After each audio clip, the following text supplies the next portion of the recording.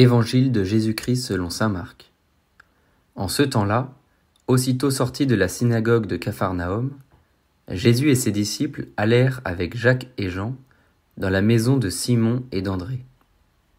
Or, la belle-mère de Simon était au lit, elle avait de la fièvre. Aussitôt, on parla à Jésus de la malade. Jésus s'approcha, la saisit par la main et la fit lever. La fièvre la quitta et elle les servait. Le soir venu, après le coucher du soleil, on lui amenait tous ceux qui étaient atteints d'un mal ou possédés par des démons. La ville entière se pressait à la porte. Il guérit beaucoup de gens atteints de toutes sortes de maladies et il expulsa beaucoup de démons.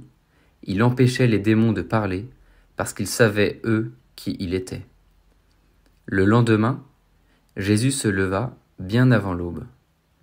Il sortit et se rendit dans un endroit désert, et là il priait. Simon et ceux qui étaient avec lui partirent à sa recherche.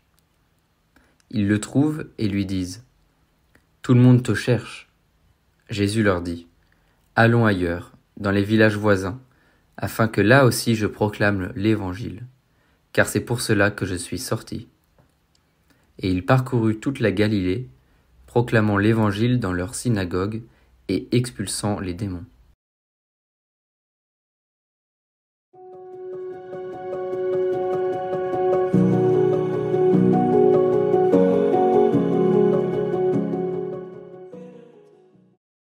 Après un premier miracle que nous avons entendu hier, l'exorcisme dans la synagogue de Capharnaüm, nous assistons aujourd'hui à la guérison de la belle-mère.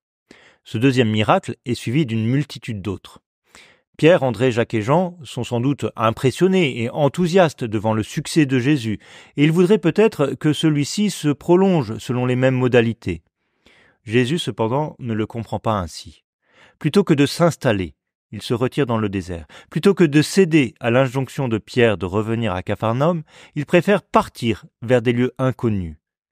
Plutôt que de s'appuyer sur une certaine réussite qui ne manque pas d'ambiguïté dans la manière dont elle est réussie, il choisit de renoncer à un certain confort et à des sécurités pour rester dans la volonté de son Père. C'est pour cela que je suis sorti.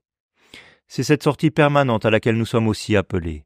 Gardons cette disponibilité au souffle de l'Esprit Saint qui peut nous conduire à aller toujours au-delà de ce que nous aurions pu imaginer.